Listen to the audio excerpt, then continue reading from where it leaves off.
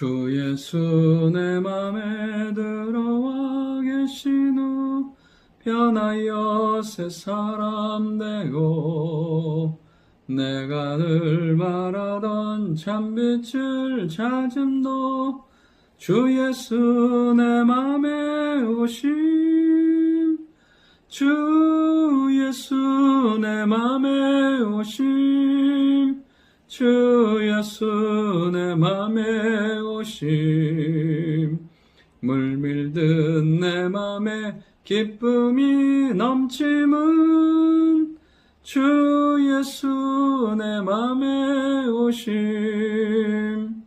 아멘. 하나님 말씀 사도행전 4장 32절부터 5장 11절까지의 말씀입니다. 은혜의 결과로 놀라운 부흥의 역사도 있지만 핍박과 박해도 있는 것을 보게 됩니다.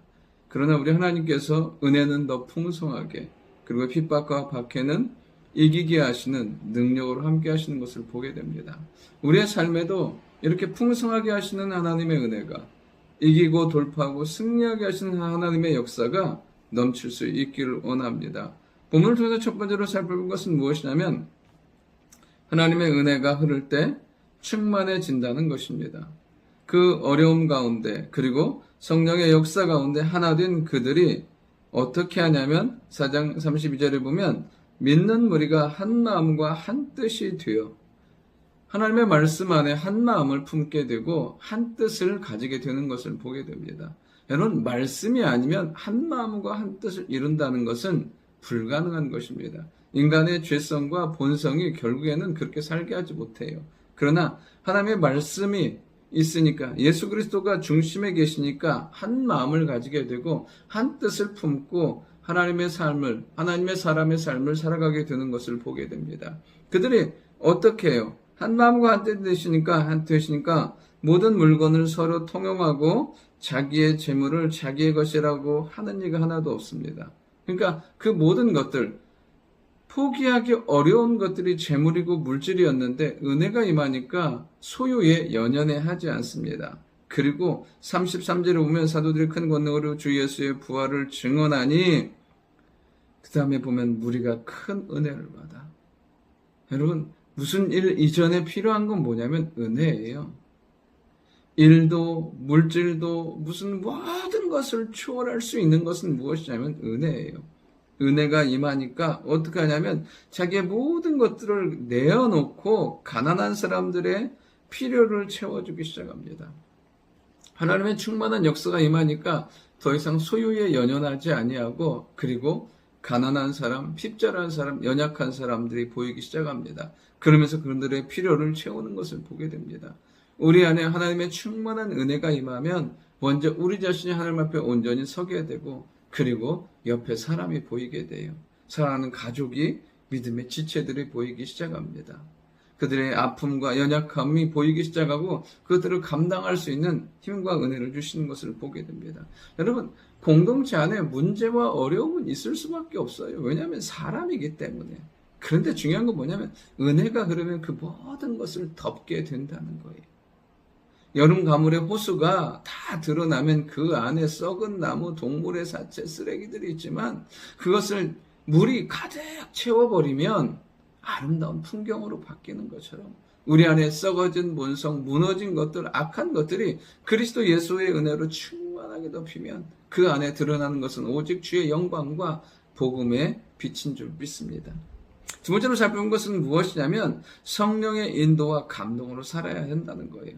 그 중에 누가 나오냐면 36절을 보면 바나바가 나오는 것을 보게 됩니다.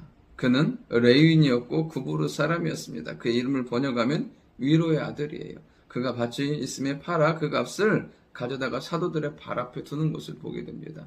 바나바, 특별히 주목받는 사람이었어요. 레위인이었고 그의 성향과 삶은 누군가를 위로하며 세우는 사람이었습니다. 기꺼이 자기의 것을 드림으로 하나님의 일 가운데, 하나님의 역사 가운데 살기를 원했던 사람입니다. 여러분, 이 바나바 안에는 지금 하나님의 영이 성령이 충만한 가운데 이 모든 것들을 드리고 그리고 하나님 앞에 내어놓고 사용받게 하는 것을 보게 돼요.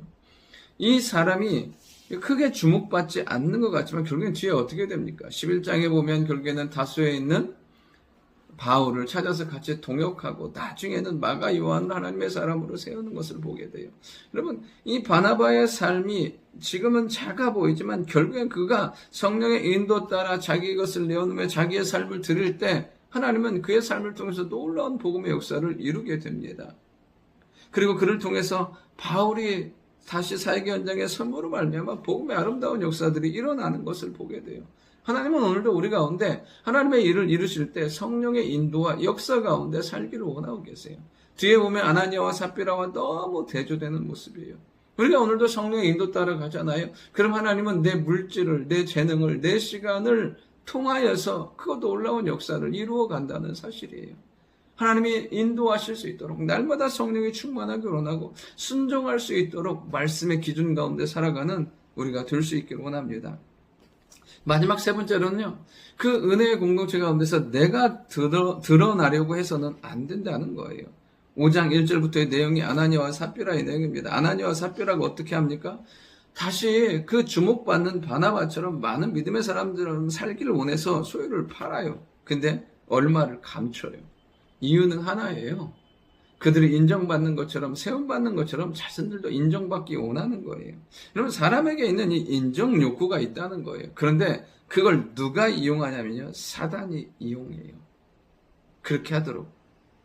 베드로가 그것을 보고 뭐라고 말합니까? 3절에 보면 어찌하여 사단이 내 마음에 가득하여. 여러분, 우리가 사람에게 인정받고자 할 때, 내가 드러나고자 할 때 사단은 그 마음을 붙들어서 사용한다는 거예요. 근데 결국에는 어떻게 돼요?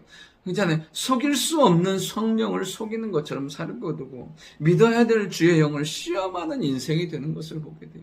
근데 결론은 어떻게 됩니까? 둘 다 죽게 돼요. 하나님의 영을 속이고 주의 영을 시험한 인생과 삶의 결론은 죽음으로 끝나는 것을 보게 돼요. 우리가 오늘도 해야 될 건 뭐냐면 내가 드러나려고 하는 그 모든 마음들과 생각을 십자가 앞에 못 박고 온전히 주의 영광 가운데 주의 은혜만 드러날 수 있도록 항상 깨어있는 우리가 되어야 될 줄 믿습니다.